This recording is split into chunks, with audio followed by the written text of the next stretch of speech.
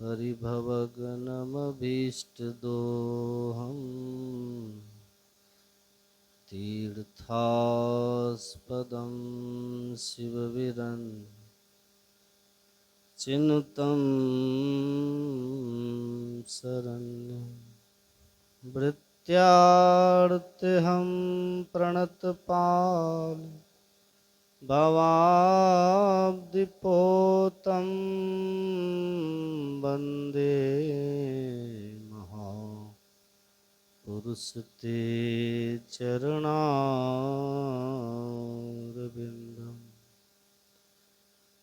धन्य धन्य सद्गुरु सुखद महिमा कही न जाए, जो कुछ कहूँ तुम्हारी कृपा मोते कछु न बसाए।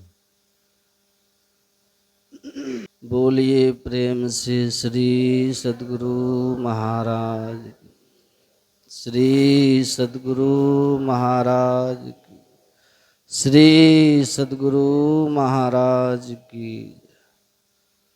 परमाराध्य गुरुदेव के पावन चरणों में बारंबार नमन। अर्चनीय वंदनीय मुद मंगल में साधु समाज के पावन चरणों में नमन।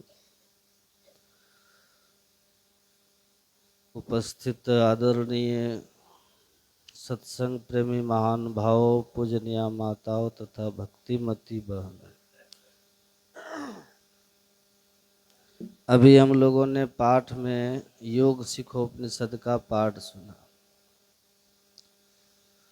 योग सिखोपनिषद, इस उपनिषद में भगवान शिव और ब्रह्मा जी का संवाद है।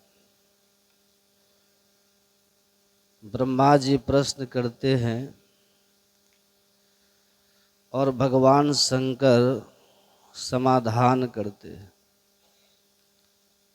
ब्रह्मा जी ने प्रश्न किया कि प्रभु, जीव को मोक्ष कैसे मिलेगा और मोक्ष कहते हैं किसको?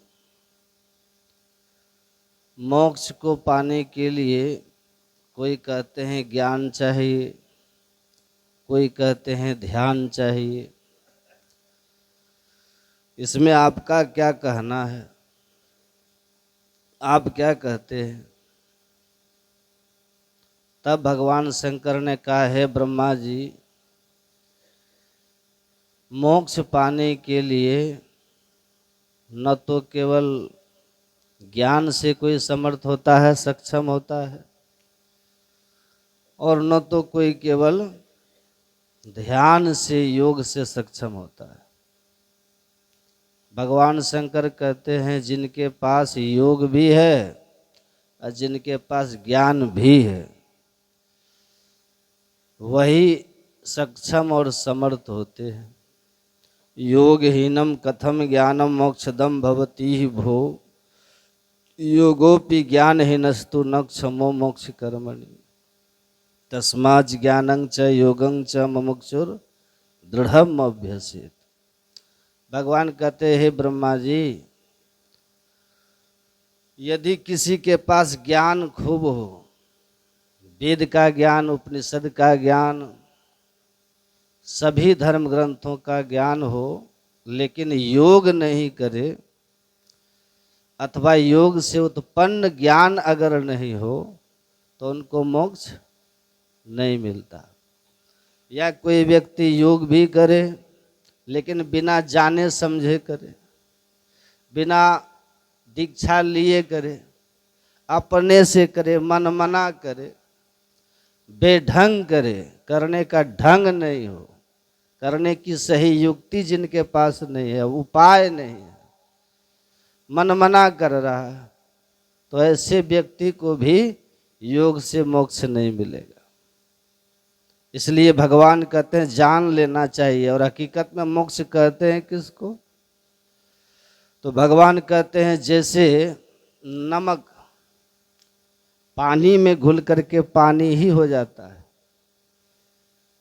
ऐसे ही जब जीव ईश्वर में मिल करके ईश्वर ही हो जाए उसी को कहते हैं मोक्ष। जलानाम सेंधवम यथा, जैसे सिंधव कहते हैं नमक को, जैसे नमक पानी में घुल करके पानी हो जाता है, ऐसे ही जो जीव ईश्वर से मिल करके ईश्वर ही हो जाए, उसकी जीवता समाप्त हो जाए, उसी अवस्था का नाम है मोक्ष। और ये होता है कब? भगवान शंकर कहते हैं मरने के बाद ये नहीं होगा।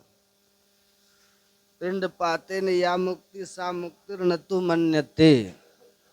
भगवान शंकर कहते हैं जो ऐसा समझते हैं न कि अभी साधन भजन कुछ करो, अभी कुछ पूजा पाठ करो, अब मरने के बाद मुक्ति मिल जाएगी, ऐसा नहीं होता। ऐसा विचार किसी को नहीं रखना चाहिए।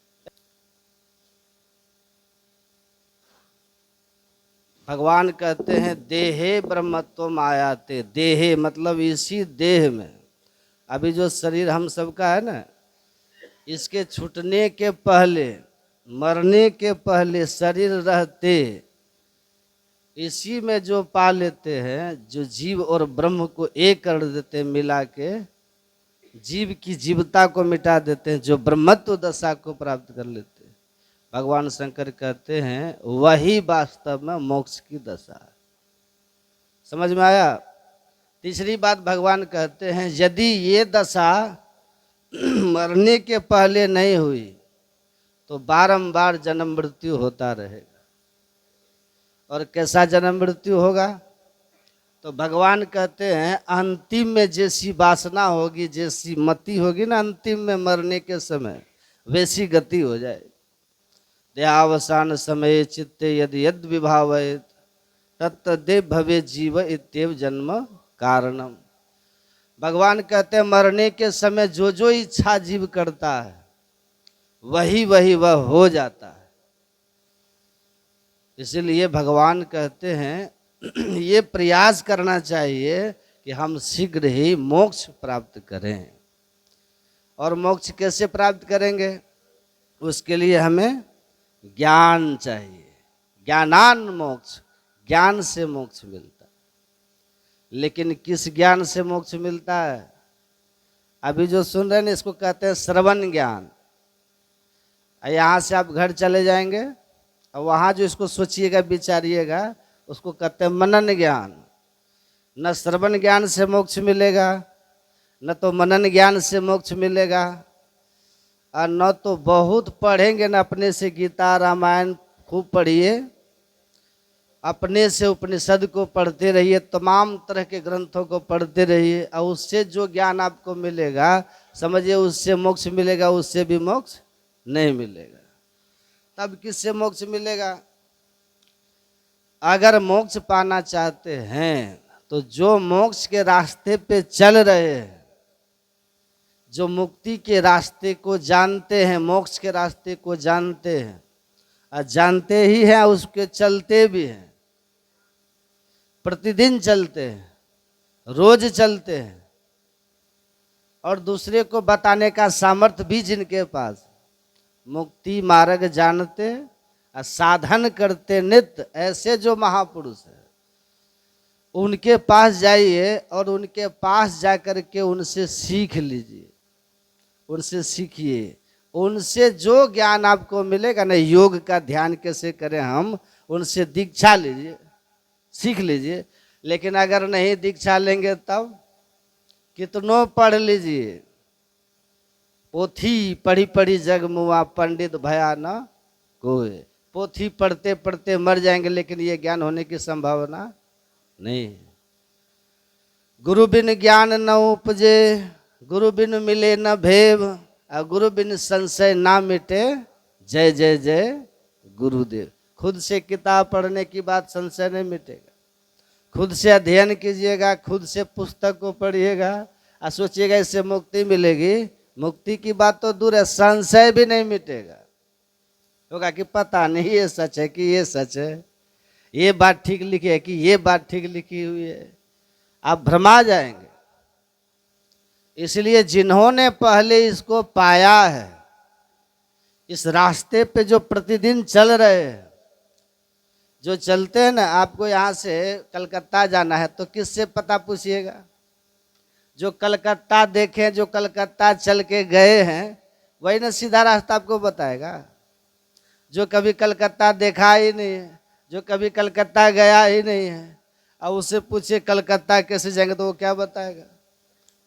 तो जो व्यक्ति पहले कलकत्ता गए हुए हैं वो किधर से गए, रास्ते में कौन सब स्थान, कौन सा गांव, स्टेशन मिलता है, वो सब बता देगा कि ऐसे जाइएगा तो वो मिलेगा, ऐसे जाइएगा तो वो मिलेगा, वहाँ वो स्टेशन मिलेगा, और फिर चलते चलते आप कलकत्ता पहुँच जाए। ऐसे ही हमारे गुरु महाराज जी कहते हैं, मुक्ति मार्ग जानते, जो मुक्ति के मार्ग को जानते हैं, और जानते ही नहीं है तब साधन करते नित्य, जो साधन भी करते हैं, खुद चलते भी, जो खुद चलते हैं और जानते हैं, ऐसे जो है उनसे जा करके इसको सीख लीजिए, जान लीजिए। इसी को बोलते हैं दीक्षा।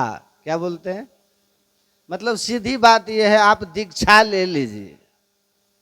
दीक्षा लिया हुआ साधक ही ज्ञानी होता है, उसी को बोलते हैं ज्ञानी भक्त। समझ में आ रहा है?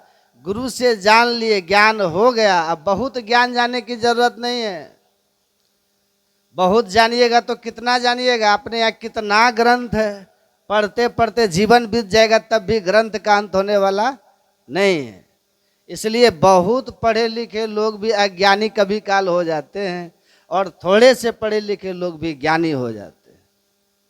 जिनके पास गुरु का ज्ञान है, जिन्होंने गुरु से दीक्षा शिक्षा ली है, उतना ही ज्ञान को लोग समझ ले। लोग कहते हैं कि बाबा अब याद ही नहीं रहता है। हम कहते हैं अच्छी बात तो है, याद रहेगा तो बक बक करते फिरिएगा याद रखिएगा तो फिर दूसरे को सुनाने का मन करेगा, समय उसी में व्यर्थ चला जाएगा। बस इतना ही याद रखिए, गुरु ने जो कहा है दीक्षा में उतने को याद रखिए। हमारे गुरु महाराज कहते हैं, रोज स्तुति में पाठ करते हैं ना हम लोग, क्या पढ़ते हैं? सकल भूले, करते हैं ना, सकल भूले एके रहे, सबको भूल जाइए। जिससे मोक्ष मिलेगा ना, बस उसी को याद रखिए, उतना ही याद रखिए। लेकिन ऐसा होता है, उल्टा होता है। जो दीक्षा में गुरु बताते हैं उसी को लोग भूल जाते हैं, और जो दीक्षा में बतलाते हैं ना, जो दीक्षा के समय हम बताते हैं, वो क्या है? वही है योग। भगवान शंकर जो कहते हैं ना, योग हीनम कथम ज्ञानम, योग के बिना ज्ञान नहीं होता। तो किस योग के बिना ज्ञान नहीं होता है? दीक्षा में जो गुरु बता देते हैं वो योग की विधि बताते हैं। क्या सब बताते हैं? सबको पता है, जो दीक्षा लिए सबको पता होगा। संत मत में पहले ही 3 क्रिया बता दी जाती है, 3 प्रकार का योग पहले ही बता दी जाती है। नहीं, और दूसरे मत में जाइएगा ना तो एक मंत्र बता देगा, हो गया, इसी को जपते रहो। किसी मत में चले जाइए, किसी में 1 बताता है, किसी में 2 मत बताता है। लेकिन संत मत में जैसे आप दीक्षा लेंगे ना तो 3 क्रिया शुरू में ही बता देते हैं, और तीनों में जो सफल हो जाते हैं तो चौथी क्रिया उनको बाद में बताते हैं। 3 क्रिया क्या सब बताते हैं? पहला जो बतलाते हैं, पहला बतलाते हैं मानस जप, मतलब मंत्र बतला देते हैं, उस मंत्र का मन ही मन जप कीजिए, वो बताते हैं। इसको कहते हैं मानस योग, योग है ये भी, जप योग कहते हैं इसको। अब फिर बताते हैं मानस ध्यान, मतलब भगवान का, अपने इष्ट का हम ध्यान कैसे करेंगे, वो भी बताते हैं। अब आजकल लोग अपने से जप भी करते और अपने से ध्यान भी कर लेते, सफलता मिलेगी? नहीं मिलेगी। गुरु बिन माला फेरता, आ गुरु बिन करता दान, आ गुरु बिन सब निष्फल गया, बूझो वेद पुराण। गुरु बिनु जाप ताप दान व्यर्थ व्रत, तीरथ फल नहीं दाता, लक्ष्मी पति नहीं सिद्ध, गुरु बिन वृथा जीव जग जाता। सब व्यर्थ हो जाता। इसलिए मंत्र भी जपिए ना तो गुरु से दीक्षा लेके जपिए, ध्यान भी कीजिए तो गुरु से जान करके ध्यान कीजिए। ये है जप योग और ये है मानस ध्यान, मतलब ध्यान योग, इसको बोलते हैं मानस ध्यान। और तीसरा बताते हैं दृष्टि योग, वो असली योग है। सुन रहे हैं कि सो रहे हैं? सुनिएगा। जोग न खिंथा, जोग न डंडे, जोग न भस्म चढ़ाइए। जोग ये सब योग नहीं है। डंडा धारण करने से कोई जोगी नहीं होता, गुदड़ी पहन लेने से कोई जोगी नहीं हो जाता, दिन भर चलते रहने से कोई योगी नहीं हो जाता, शमशान में रहने से कोई योगी नहीं हो जाता। तब योगी कौन होता? गुरु नानक देव जी महाराज कहते हैं, एक दृष्टि करी समसरी जाने, जोगी कहिए सोई। एक दृष्टि मतलब दृष्टि। दृष्टि किसको कहते हैं? दृष्टि किसको कहते हैं? अभी आप लोग यहाँ पे बैठे हैं और हम भी यहाँ बैठे हैं, सबके सब इधर मेरी तरफ देख रहे हैं ना, अब मैं आप लोग की तरफ देख रहा हूँ। ये जो देखने की शक्ति है इसी को बोलते हैं दृष्टि। आप उधर से इधर देख रहे हैं, कितने व्यक्ति हमको देख रहे हैं, और इधर से मैं भी देख रहा हूँ। इतनी दृष्टि है, लेकिन कभी की दृष्टि तकड़ा रही है किसी में? क्यों? क्योंकि ये सूक्ष्म है, ये दृष्टि सूक्ष्म है। लेकिन अभी ये दृष्टि अलग अलग है। दो आंख है ना, दोनों से जो देखने की शक्ति निकल रही है इसी को दृष्टि बोलते हैं। ये अभी दोनों दृष्टि धार हमारी अलग अलग है। जब तक ये दोनों दृष्टि धार अलग अलग है तब तक हम भोगी बने हुए हैं, जोगी नहीं, विषयों के भोगी। तब तक हम रूप अच्छा लगता है हमको, रस अच्छा लगता है, गंध अच्छा लगता है, शब्द अच्छा लगता है, ये विषय हमको तब तक अच्छा लगता है। जब तक ये दोनों दृष्टि धार हमारी अलग अलग है तब तक हम अंधकार में रहते हैं। आंख बंद करते क्या देखते हैं? घोर अंधकार है। जब तक दोनों दृष्टि धार आपकी अलग अलग रहेगी तब तक अंधकार देखिएगा, तब तक अंधकार दिखाई पड़ता है। और हमने कल कहा था ना, अंधकार को कहते हैं तम। क्या कहते हैं? तम कहते हैं।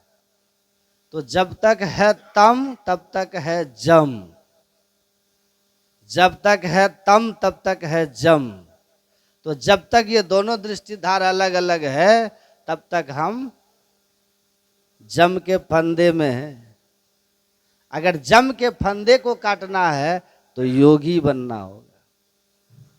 तो गुरु नानक देव जी कहते हैं दोनों दृष्टि को जब एक कर लीजिएगा, एक दृष्टि करी सम सरी जाने, जोगी कहिए सोई, वो योगी होता है। ऐसा क्यों होता है? जिस समय दोनों दृष्टि धार हमारी एक हो जाएगी उसी समय शरीर से सारी चेतना का सिमटाव हो जाएगा। शरीर से हम बाहर निकल जाएंगे, स्थूल से बाहर सूक्ष्म में हम चले जाएंगे। वही असली सन्यासी कहलाता है। भगवान श्री कृष्ण कहते हैं गीता में, योगी कौन कहलाता है? न हेय संन्यस्त संकल्पो योगी भवति कश्चन। भगवान कहते केवल संकल्प का त्याग करने से कोई योगी नहीं होता। तब भगवान कृष्ण कहते हैं जो इस तरह के त्यागी है, किस तरह के?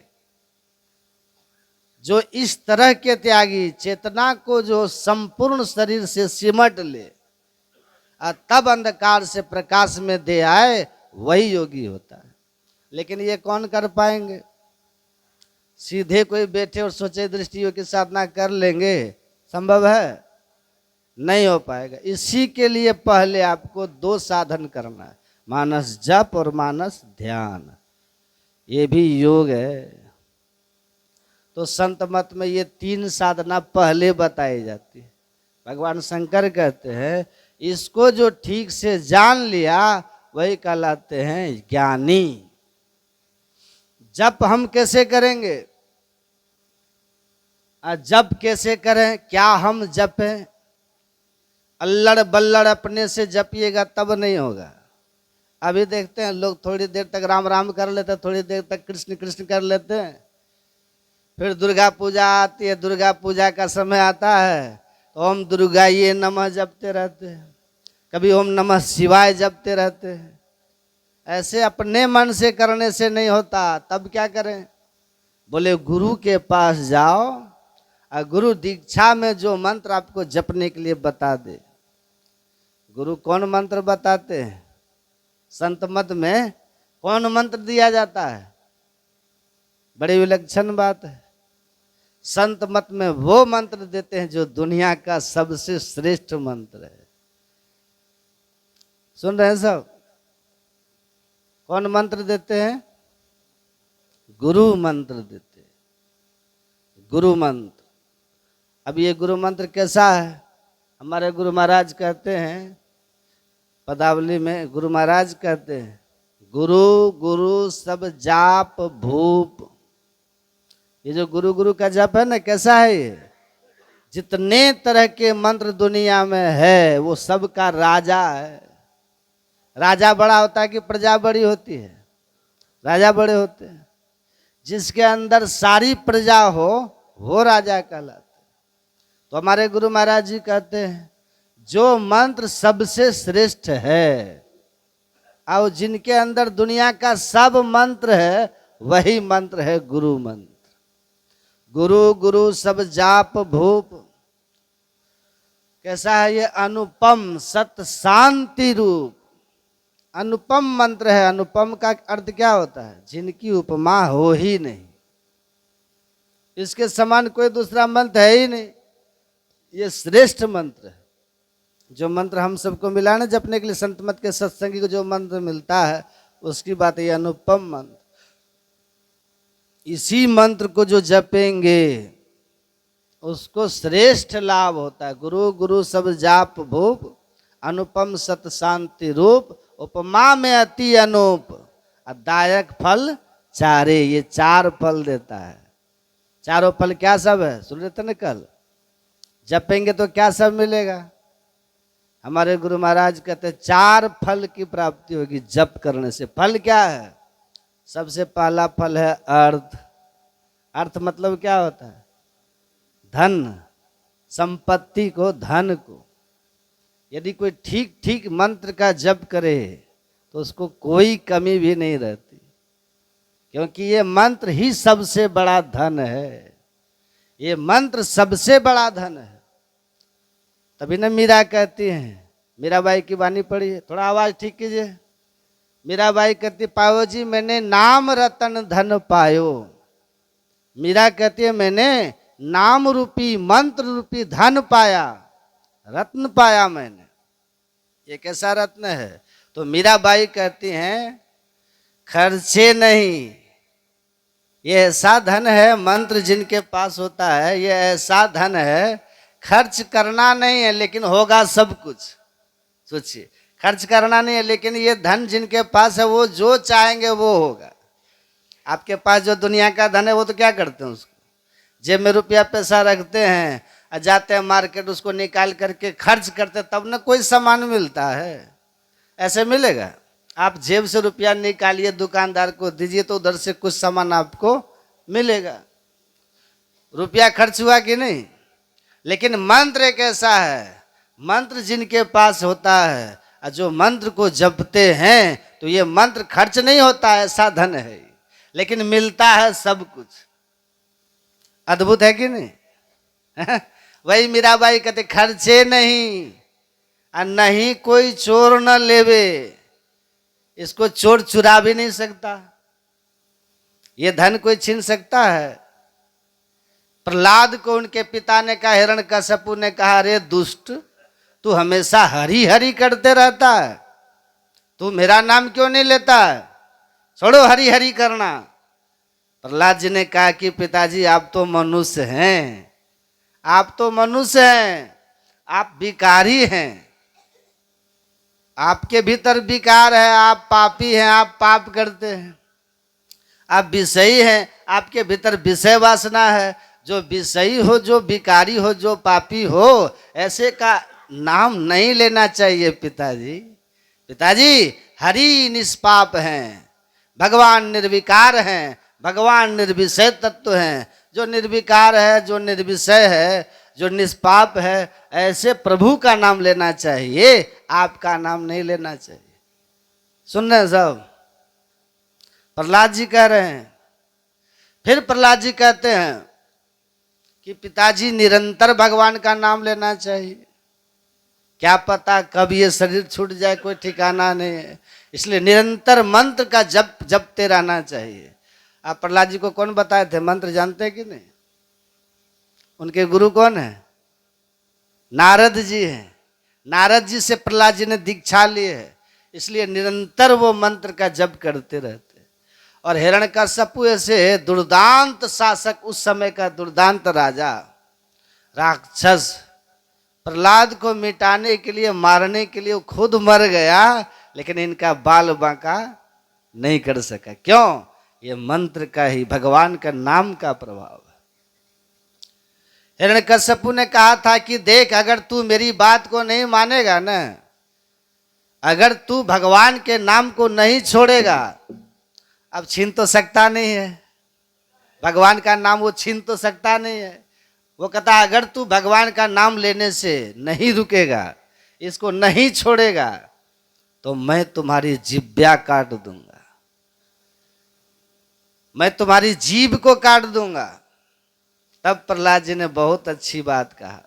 प्रहलाद जी ने कहा पिताजी आप जीभ को ही न काट दीजिएगा, हम भगवान का नाम मन से लेंगे। है? क्योंकि भगवान तो मन से भी सुन जाते हैं और मन से ज्यादा सुनते हैं। जी से बोलिएगा तो कम सुनते हैं, मुंह की बात को भगवान कम सुनते हैं। मुंह से बोले, जीभ से हम बोले, अब मन का तारतम्य न हो तो भगवान नहीं सुनते। इसलिए मन से जो भगवान का नाम लेते हैं वो भगवान जल्दी सुनते। प्रहलाद जी ने कहा कि पिताजी कोई बात नहीं, आप काट दीजिए मेरी जिह्वा, मन से लेंगे। वही मीराबाई कहते कोई चोर ना लेवे, ये कोई ले नहीं सकता, कोई छीन नहीं सकता, ये साधन है। खर्चे नहीं, नहीं कोई चोर न लेवे, और क्या दिन दिन बढ़त सवायो, ये बढ़ते चला जाता है। मीरा से पूछा किसी ने कि मीराबाई आप ये धन कहाँ से ली, ये जो मंत्र रूपी धन आपको मिला कहाँ से मिला?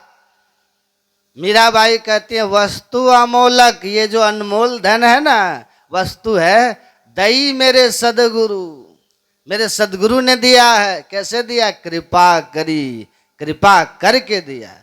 यदि आपको कोई ये बोल रहा है ना कि दीक्षा लेके भजन ध्यान कीजिए, तो समझिए संत की कृपा आपके ऊपर हो रही है। अब कभी ये मत सोचिए कि आपको शिष्य चेला चेली बनाने के लिए ऐसा कह रहा है, ऐसा कभी मत सोचिएगा।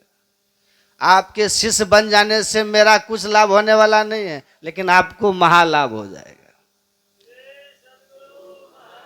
वस्तु अमोलक दई मेरे सतगुरु, कृपा करी, कृपा करके दिया, अपनायो, मैंने इसको अपना लिया, मैंने अपनाया।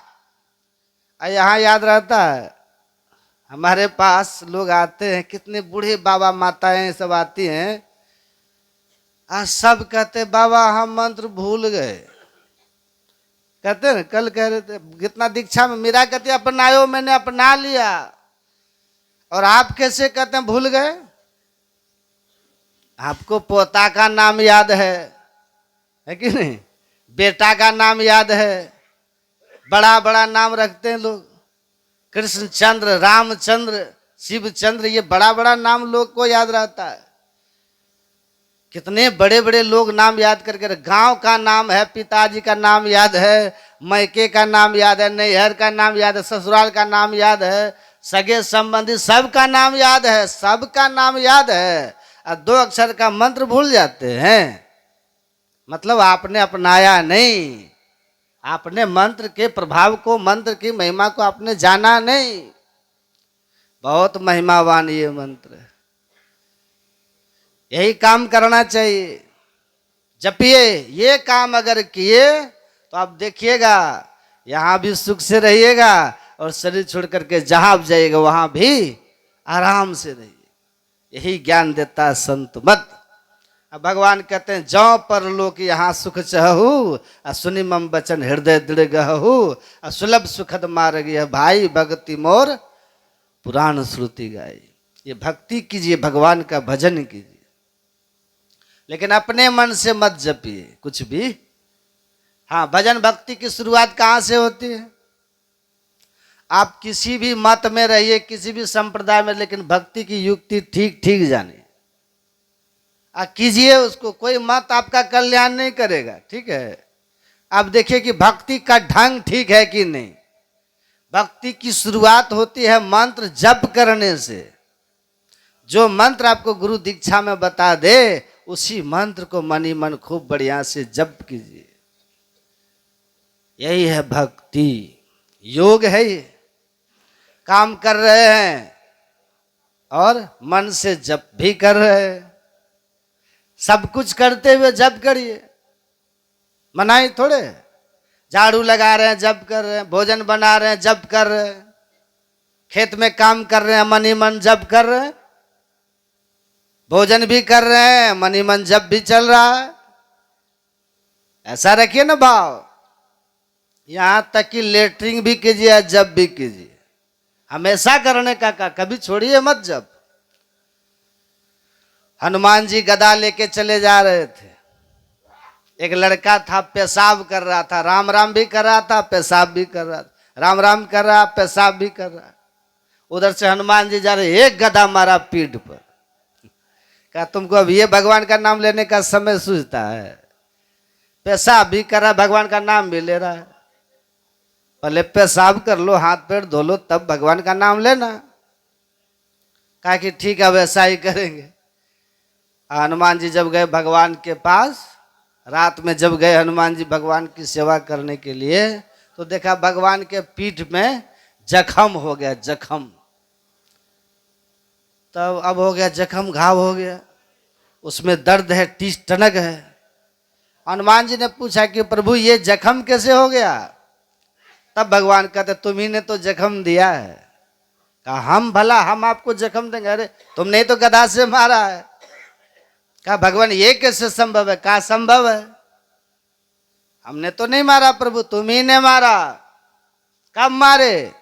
तब भगवान ने कहा वो जो बच्चा पेशाब कर रहा था, अब मेरा नाम जो जप कर रहा था तो मैं उसके साथ ही था। अब विश्वास कीजिए, अगर आप चलते फिरते जप करते रहिएगा ना, अंग संग हर वक्त रहता प्रकट हो आता नहीं। गुरु महाराज हमेशा साथ ही रहेंगे।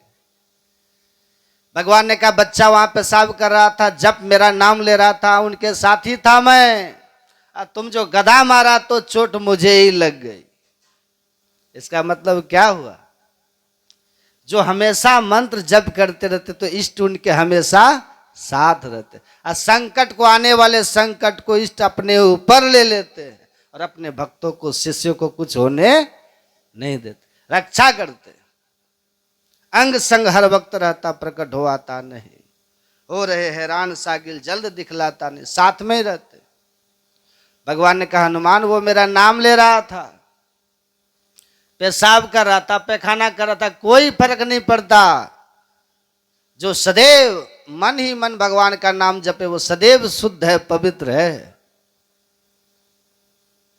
तब हनुमान जी को बड़ा अफसोस हुआ। और तभी से प्रथा चली हनुमान जी को, जब भगवान ने पूछा कि हनुमान तुमको क्या चाहिए? देखो हमने विभीषण को लंका का राज दे दिया है, सुग्रीव को हमने देखो किष्किंधा का राज दे दिया, तुमको क्या चाहिए बोलो। तब हनुमान जी ने कहा था, क्योंकि अब अनुभव हो गया ना उनको, तब हनुमान जी ने कहा था हे प्रभु मेरे जीवन में विपत्ति है। क्या विपत्ति है हनुमान? हनुमान जी ने कहा, कह हनुमंत विपत्ति प्रभु सोई, जब तब सुमिरन भजन ना होई। हे प्रभु ऐसा क्षण हमारे जीवन में कभी नहीं आए जिस क्षण की आपके नाम का सुमिरन ना हो। ऐसा क्षण कभी ना आवे। पेशाब करे तब भी आपका सुमिरन हो, पैखाना करे तब भी आपका सुमिरन हो, हम भोजन करें तब भी आपका सुमिरन होता रहे, चलता फिरते रहे तब भी आपका सुमिरन होता रहे। यहाँ तक कि हम सो जाएं तब भी आपका सुमिरन होता रहे, आप ऐसी कृपा कर दीजिए। यही से भजन की शुरुआत है जप करने से। नाम जी जपि जागहि जोगी, राम नाम मणि दीप धरो, जी देहरी द्वार, तुलसी भीतर बाहरो, जो चाहसी उजियार। ये जो आप संसार में भी चाहते सब व्यवस्था हो और मरने के परलोक भी सब व्यवस्था हो, तो निरंतर जप करते रहिए। यही तरीका है। ये पहली भक्ति है। क्या है? ये साधना पक्ष की पहली भक्ति है। ऐसे तो पहली भक्ति तो संतों का संग है, कल सुन रहे थे ना, प्रथम भक्ति संतन कर संग। पर साधना के पक्ष में पहली भक्ति है मंत्र का जप। आपको पता है मंत्र को कैसे भी जपी। तुलसीदास जी कहते हैं भाव कुभाव अनख आलस हो। भाव से जपिए गुरु गुरु तब भी ठीक है, भाव नहीं रहे कभी कुभाव से ही जप कीजिए, गुरु गुरु कीजिए तब भी ठीक है। भाव कुभाव, यदि भाव भी नहीं है कुभाव भी नहीं है, क्रोध में है आप, क्रोध में भी जपिए तब भी ठीक है। किसी भी तरह से आप मंत्र को जपिए। तुलसीदास जी कहते भाव कुभाव अनख आलस हो, नाम जपत मंगल दिशि दस हो। जो मंत्र का जप करते हैं उनके लिए दसों दिशाओं में मंगल ही मंगल होता। सोना घर में रहेगा तो मंगल होगा, कहिए तो होगा। जैसे 1 किलो सोना घर में आएगा, 1 किलो तो पहले यहाँ खिराडी में किसी के घर में होगा नहीं, हो है क्या? यदि होगा तो कहिएगा क्या? अच्छा हो जाएगा, सीधा चलिएगा सड़क पर, सीधा चलिएगा, कितना घमंड हो जाएगा, नहीं होगा। पहले तो होगा नहीं, यदि हो गया तो घमंड हो जाएगा, यदि हो गया ना तो चुराने का भय समा जाएगा, यदि हो गया तो खोने का भय समा जाएगा। कोई ले तो नहीं लेगा, कहीं कोई देख तो नहीं लिया। हमेशा डरे डरे रहेंगे, सशंकित रहेंगे, भयभीत रहेंगे, डरे हुए रहेंगे, वो सोना है वो। लेकिन जो इस मंत्र को ठीक से तुलसीदास जी कहते किसी तरह से आप जपिए, भाव कुभाव अनक आलस हो, आलस्य से भी जपिए आप, मंगल दिशि दस हो, दसों दिशाओं में मंगल ही मंगल होगा। मान लीजिए आप रास्ते में चले जा रहे, रात्रि का समय है, आपको दिख नहीं रहा है, और आगे रास्ते पर सांप बैठा है, सांप, और आपके जेब में है सोना, तो क्या वो सोना आपको सांप काटने से बचा लेगा? बताइए तो, बचाएगा सांप काटने से? नहीं बचाएगा। लेकिन यदि मंत्र आपके पास है, तब मंत्र जप करते चले जा रहे हैं, तब जप ही नाम, सुनिएगा, जप कर रहे हैं, जप ही नाम जन आरत भारी, फल क्या होगा? मिटही कुसंकट। वो जो संकट है ना आगे में सांप वाला, मिटही कुसंकट, वो सांप वाला संकट, किसी भी तरह का जो संकट है जीवन में, एक तो मैंने उदाहरण दिया सांप का, मिटही कुसंकट हो ही सुखारी। यदि संकट आगे में है, ये मंत्र में वो ताकत है कि उस संकट को खत्म कर देगा। तो मंत्र बड़ा हुआ कि सोना बड़ा हुआ? आपके पास बहुत बैलेंस है, बैंक बैलेंस, आपने बहुत धन जमा कर लिया, बहुत सब कुछ है, लेकिन ऐसा संकट आया कि आपकी मृत्यु होने वाली, ऐसा संकट आ जाए, तो क्या वो धन बैंक वाला, आप जान ही रहे संकट के बारे में, जान ही नहीं रहे, लेकिन आप मंत्र को जप कर रहे हैं, जप ही नाम जन आरत भारी, मिटई कुछ संकट। हमारे पास लोग आते हैं ना, कहते हैं बाबा मेरा, बहुत लोग कहते हैं, ट्रेन में जाते हैं ना, बहुत लोग कहते हैं बाबा मेरा हाथ देखिएगा महात्मा जी, हाथ देखते हैं। और ज़्यादा करके युवक सब कहते हैं ना बाबा आप हाथ देखते हैं, हम कहते तुम्हारे हाथ में क्या है? क्या देखें? क्या देखिए ना, क्या देखें?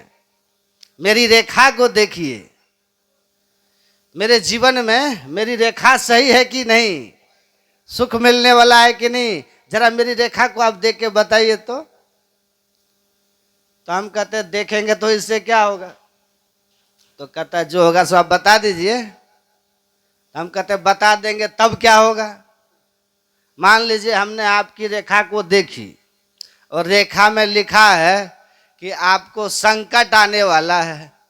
हम कहते हैं हाँ आप मान लीजिए बचा ही देंगे आपको, तो इससे होगा कि आप बता ही देंगे संकट आने वाला है, तो क्या होगा। हम कहते इससे अच्छा उपाय ये है कि आपकी रेखा ही बदल जाए, वो काम कीजिए। कहते कैसे बदलेगी मेरी रेखा।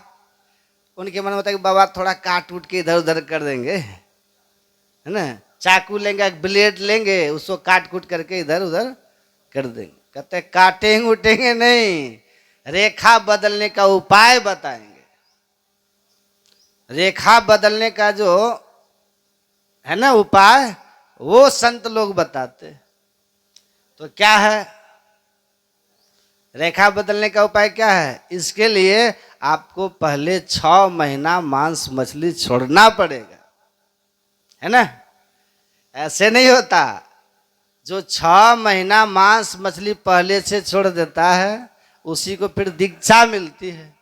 हाँ, ये नहीं कहते कि आप दीक्षा लेके हरिश्चंद्र हो जाइए, सत्यवादी राजा हरिश्चंद्र हो जाइए, ये नहीं कहते हम ये नहीं कहते आप दीक्षा लेते ही युधिष्ठिर की तरह धर्मात्मा इतना बनिएगा कि आपकी गाड़ी का पहिया धरती से एक बित्ता ऊपर चलेगा, ऐसा हम नहीं कहते।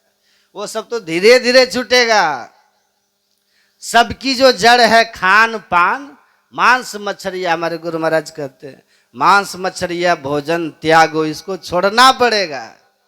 इसको छोड़ करके तब जो आते हैं तब उनको बताते हैं, क्या बताते हैं, मंत्र बताते। ऐसा मंत्र है ये, वस्तु अमोलक, ये अमोलक मंत्र है। अब मंत्र बताएंगे तब क्या होगा। तुलसीदास जी कहते हैं मंत्र ऐसा, ये मंत्र कैसा है, मंत्र महामणि विषय ब्याल के अमेटत कठिन कुअंक भाल के। कुअंक भाल के, भाल किसको कहते हैं, मस्तिष्क को। मस्तिष्क में जो गलत रेखा है ना, इस रेखा को भी जो मिटाने का सामर्थ्य रखता है वह है मंत्र। मंत्र है, कितना प्रेम होना चाहिए, लोग मंत्र ही भूल जाते हैं। समझिए, इसी मंत्र को जपिए। सबसे श्रेष्ठ मंत्र यही गुरु मंत्र है, सबसे श्रेष्ठ मंत्र।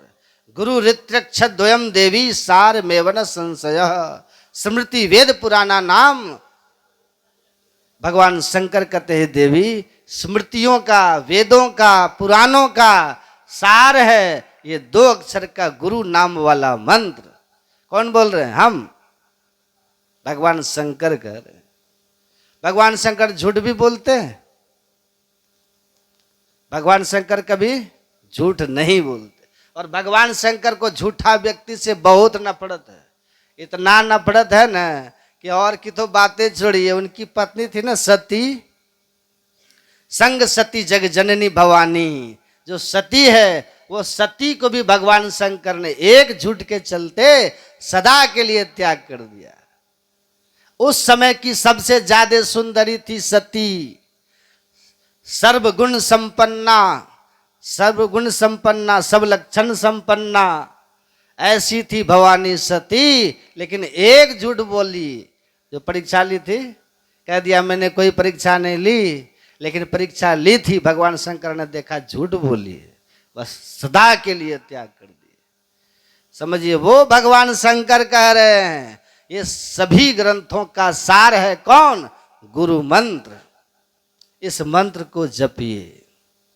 कैसे जपिएगा, मंत्र को जपिए नहीं, हम कहते हैं मंत्र में डूबिए, मंत्र में डूब जाइए।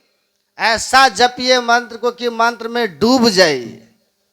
कैसे डूबिएगा मंत्र में कैसे डूबिएगा, जैसे मछली पानी में डूब जाती है। अब मछली को श्वास लेने के लिए बाहर आना पड़ता है क्या, आती है, डूब गई। मछली के चारों तरफ जल ही जल है, श्वास भी लेगी तो उसी में, मछली खाएगी भी तो उसी में। जैसे मछली पानी में डूब जाती है, जैसे जल ही मछली का जीवन हो जाता है, इसी तरह से जो मंत्र में डूब जाए, जिसका जीवन मंत्र हो जाए। तुलसीदास जी लिखते हैं ना, रामायण में तुलसीदास जी कहते हैं, सकल कामनाहीन जे, सकल कामनाहीन जे, राम भगति रस लीन, नाम सप्रेम पीयूष हृदय। सुन रहे हैं ना, ध्यान से सुनिए। नाम मंत्र, नाम मतलब भगवान का नाम, गुरु का नाम जो मिला है मंत्र, सप्रेम, इसको प्रेम से जपिए। जब जपना है तो क्रोध से काहे जपिएगा? है? जब जपना ही है तो आलस्य में क्यों जपिएगा? जब जपना ही है तो हमको कुभाव से क्यों जपेंगे? जब जपना है तो भाव से जपिए। तुलसीदास जी कहते हैं नाम जो मंत्र है सब प्रेम, प्रेम से जपिए, प्रेम के सहित जप कीजिए। क्योंकि जो मंत्र है ना, तुलसीदास जी कहते हैं पीयूष, ये पीयूष है। पीयूष मतलब क्या होता है? अमृत। मछली तो पानी में रहती है तब भी उसी में डूब के रहती है, लेकिन आप जो मंत्र जपते हैं समझिए वो अमृत है। गुरु गुरु क्या? अमृत है। उसी में डूब जाइए, अमृत में डूबिए। कैसे? तुलसीदास जी कहते हैं नाम सप्रेम पीयूष हृदय, तिनहु किए मन मीन। मन मीन, मन को बनाइए मीन। मीन किसको कहते हैं? मछली को।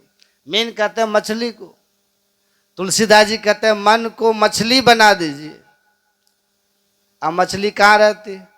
पानी में। तो आपको पानी में नहीं रहना, आपको अमृत में रहना है। अमृत में क्या है? तो नाम मंत्र, उसमें डूब जाइए। कब डूबिएगा? मछली कब डूबती है पानी में? जब बाहर को बिल्कुल छोड़ देती है तब डूबती है। ऐसे हम मंत्र में कब डूबेंगे?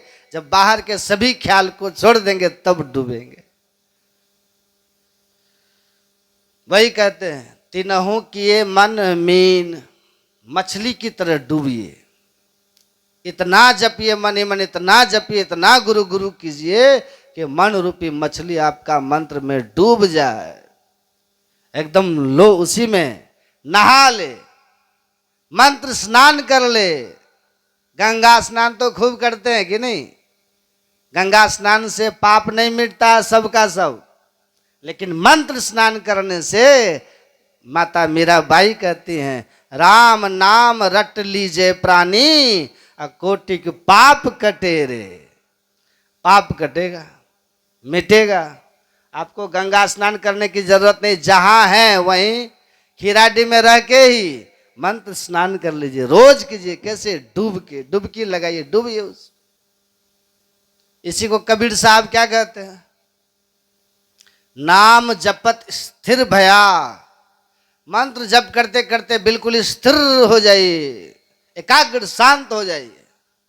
जप करते करते बिल्कुल शांत हो गए, मन स्थिर हो गया, मन मंत्र में लग गया। नाम जपत स्थिर भया और ज्ञान कथत भयालीन। का मतलब क्या? ज्ञान की बात कर रहे हैं तब भी मन वही लीन है। कहा? मंत्र में। ऐसा अभ्यास जब हो जाए, मुंह से बोल रहे हैं अब मन में गुरु गुरु चल रहा है, ये ज्ञान कथत, मुंह से ज्ञान की बातें कर रहे, अब मन वहां लीन है मंत्र में। ऐसी क्षमता आ जानी चाहिए, ऐसी क्षमता। जब ऐसी क्षमता आएगी ना तब अंतिम में लाभ होगा। अभी क्या है? अभी तो बैठे जप करने के लिए एक मच्छर काटा कि चौंक करके उड़ जाते हैं।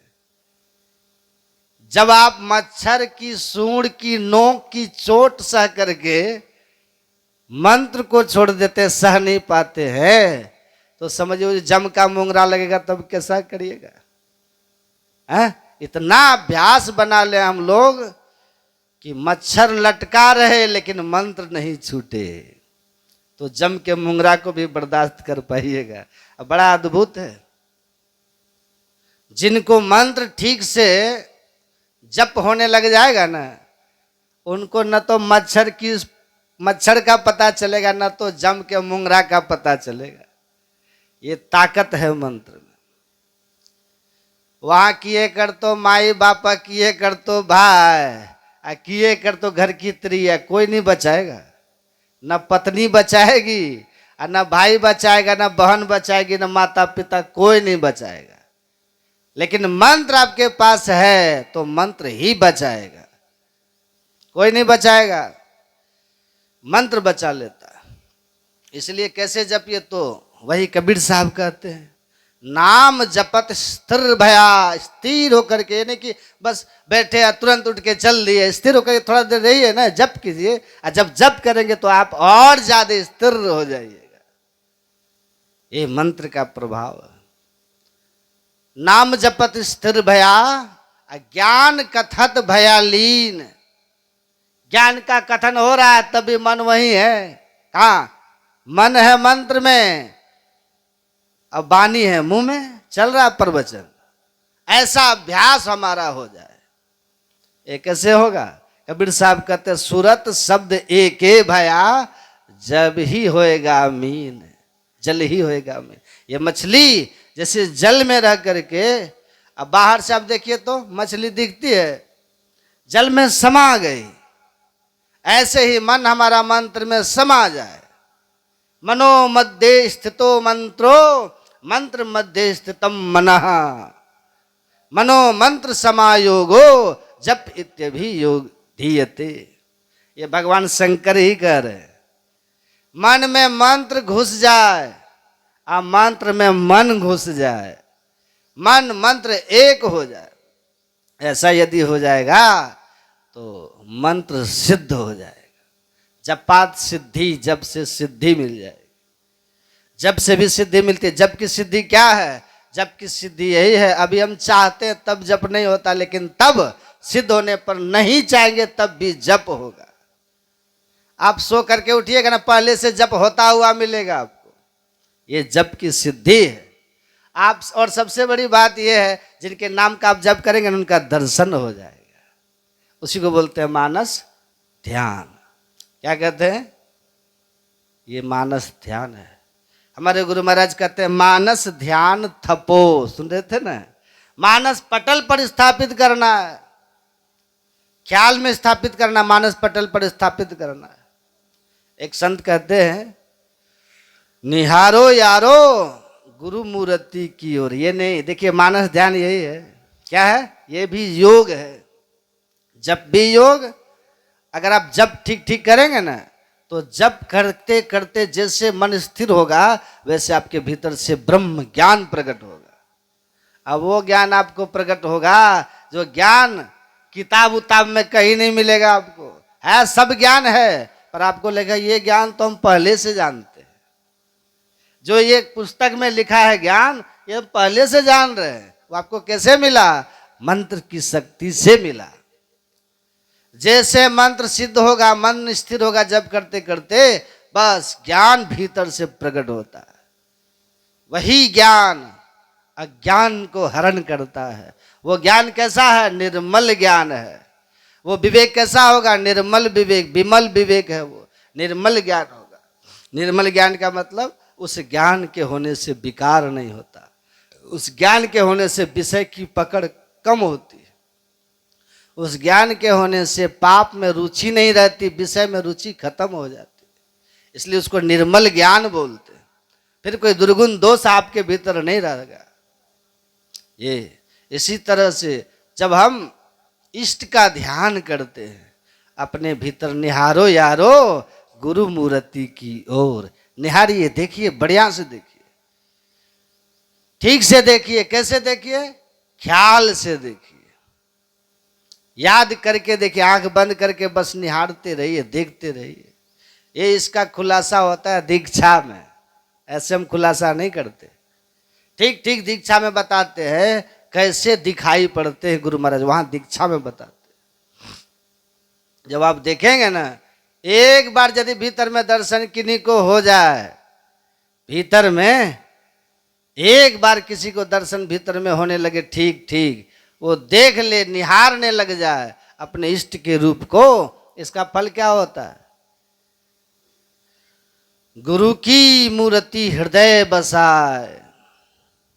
अगर बस गए, फल क्या होगा? जो इच्छे सोई फल पाए। जो मन में कल्पना करिएगा, कामना करिएगा, वो हो जाएगा।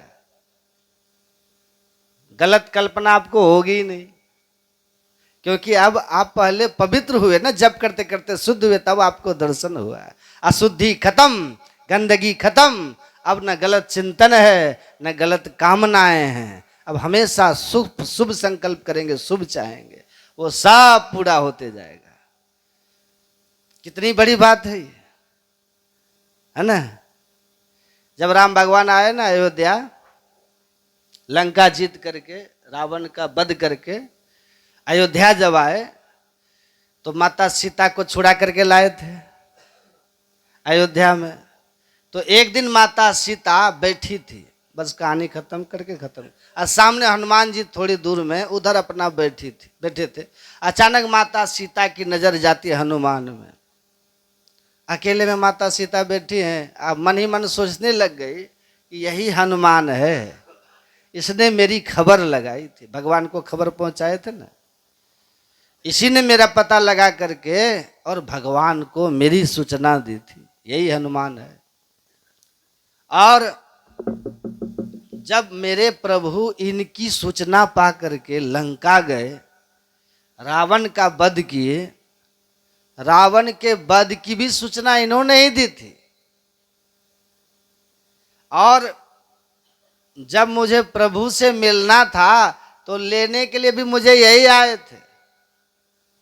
माता सीता हनुमान जी को देख देख करके उनके उपकार को याद कर रही। इतना उपकार इन्होंने किया, मेरा पता भी लगा दिया, प्रभु को मेरे पास तक ले गए, रावण का वध करवा दिया, फिर मेरी खबर लिए, फिर मुझे लेकर के प्रभु के पास गए। कितना उपकार इन्होंने किया, नहीं रहा गया। माता कहती हनुमान इधर आइए। दौड़ करके आते हैं। माता आदेश का, आदेश कुछ नहीं, अब तो बिना आदेश का सब कुछ करते हैं। माता सीता प्रफुल्लित हैं और उनके उपकार से उपकृत हैं। भीतर से माता सीता कृतज्ञ हो रही है। उनके गला में एक सुंदर सी मोती की माला थी। क्या दें इसको, कृतज्ञ हो रही है। अब जब किसी के प्रति कृतज्ञ होइएगा ना, होता है क्या दे दें इसको, नहीं होता है क्या इनको दें, होता है ना मन में, क्या दें। प्रफुल्लित होकर के, गदगद होकर के, रोमांचित होकर के माता सीता अपने गले से मोती का हार उतारती हैं और हनुमान जी को पहना देती। पहन ले, हनुमान जी को पहनाती। हनुमान जी प्रणाम करते। उधर से सुग्रीव भी देख रहा था, ईर्ष्या हो गई सुग्रीव को, है इसको दे दिया। अंदर में देखा, ईर्ष्या हो गई। अंगद ने देखा, उसको भी ईर्ष्या हो गया। हनुमान जी वही माता सीता को प्रणाम किए, अब माला को गला से निकाल लिए। मोती की माला, कीमती मोती, माला को निकाल लिए। एक एक दाना को लेके ऐसे फोड़ने लगे। आज सुग्रीव हंस रहे थे उधर। सुग्रीव कहते हैं अब माता सीता को पता चलेगा किसको माला दे दी, ये मूर्ख को दे दी। देना था तो मुझे देती, मैं राजा था, ये मेरा मंत्री है हनुमान। हनुमान कहाँ मैं कहाँ, ये इसको दे दी। अब हनुमान जी क्या करते हैं, मोती के माला को, मोती को लेते हैं, उसको फोड़ फोड़ करके देखते हैं, फेंक देते हैं। अब माता सीता भी समझ रही हैं, वो भी माता सीता अंतर्यामी है ना, भगवती है ना, वो मुस्कुरा रही है। हनुमान इसको फोड़ फोड़ के बड़े गौर से निहार के देख रहा है, फेंक रहा है। और सुग्रीव मुस्कुरा रहा है, ये मूर्ख को दे दिया माला। आखिर सुग्रीव को नहीं रहा गया, तब कहता माता जी इसको दे दिए। सीता को कहती है ये देखिए क्या कर रहा है। माता सीता के हाँ देख रही हूं क्या कर रहा है, देखिए फेंक रहा है, बर्बाद कर रहा है। हाँ पता नहीं क्यों फेंक रहा है, जबकि सब कुछ जान रही है माता सीता, सब कुछ पता है। पूछो क्यों ऐसा कर रहा है, पूछो। कहा है हनुमान क्यों इसको फोड़ के फेंक रहा है। तब हनुमान जी कहते हैं ये माला है तो बहुत अच्छी, बहुत कीमती, बेशकीमती माला है ये, लेकिन मैं देख रहा हूं इसके भीतर में मेरे प्रभु है कि नहीं। मोती है पर जिसमें श्री राम न हो, जो न राम के न वो मेरे काम के। कैसा भाव रहा होगा। सब माला को फेंक दिए, नहीं लिए। माला की बात तो अब छोड़ दीजिए, माला की बात छोड़िए। हनुमान जी को भगवान श्री राम ने विभीषण को लंका दे दिए और सुग्रीव को किष्किंधा दे दिए, दिए कि नहीं? हनुमान को कुछ नहीं दिए। भगवान हनुमान ने कभी कुछ मांगा भी नहीं, भगवान कुछ दिए भी नहीं। एक दिन भगवान से नहीं रहा गया। भगवान पूछते हैं कि हनुमान तुमको कुछ कष्ट भी है? सुनिएगा ध्यान से, कोई कष्ट भी तुमको है? हनुमान जी देखते क्या बात है, आज पूछ रहे हैं, क्योंकि न तो इनको कोई राज दिए है, न तो कोई धन संपदा, कुछ तो हम दिए नहीं। अब उपकार सबसे बड़ा यही हनुमान किया है मेरा, पूछे कोई कष्ट भी तुमको है? हनुमान जी कहते नहीं, कष्ट तो कुछ नहीं है। नहीं कोई विपत्ति हो जीवन में तो बोलो। कहा एक विपत्ति है, कहा बोलो हम दूर करेंगे। कहा पक्का? बोले पक्का करेंगे, बोलो। तब हनुमान जी कहते कहा हनुमंत, हनुमान जी कह रहे विपत्ति, विपत्ति कहते कहा हनुमंत विपत्ति प्रभु सोई। हे प्रभु मेरे लिए विपत्ति क्या है? हनुमान जी कह रहे हैं जब तब सुमिरन भजन ना होई।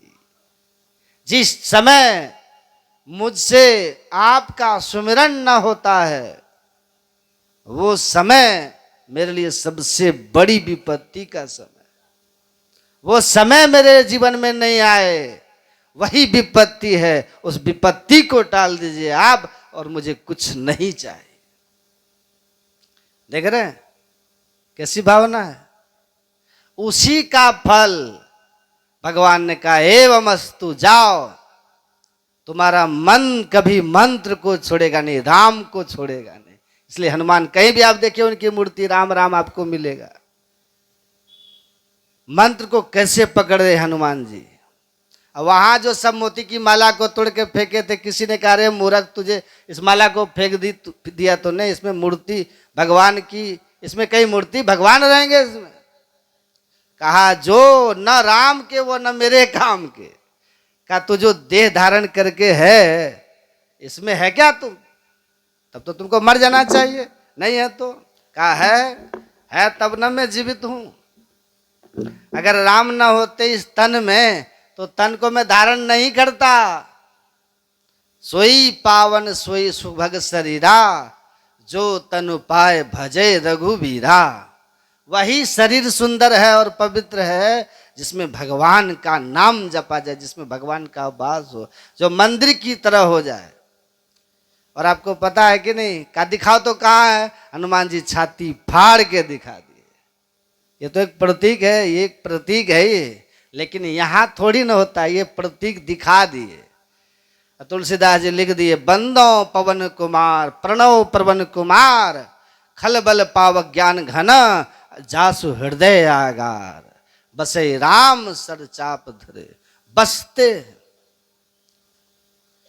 जैसे हनुमान जी अपने हृदय में बसा लिए, ऐसे हम और आप भी सबको बसाना होगा। ये असली पूजा है, गुरु महाराज को बसाना होगा। किनके भीतर बसेंगे गुरु महाराज?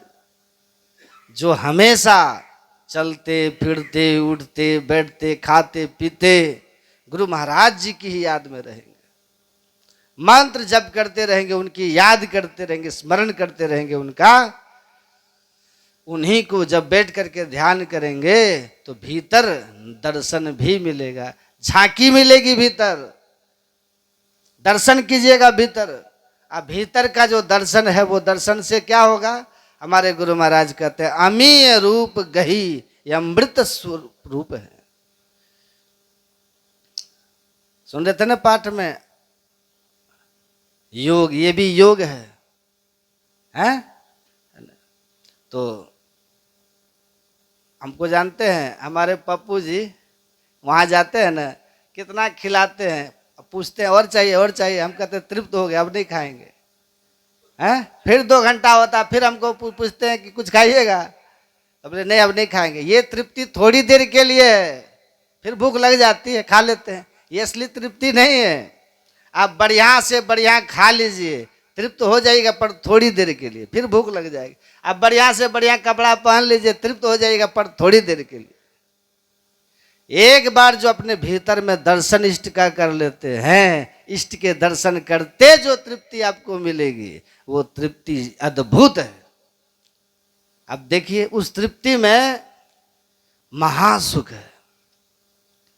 इसलिए गुरु महाराज जी कहते हैं, अति पावन गुरु मंत्र, मन ही मन जाप जपो, उपकारी गुरु रूप को मानस ध्यान थपो। स्थापित कीजिए।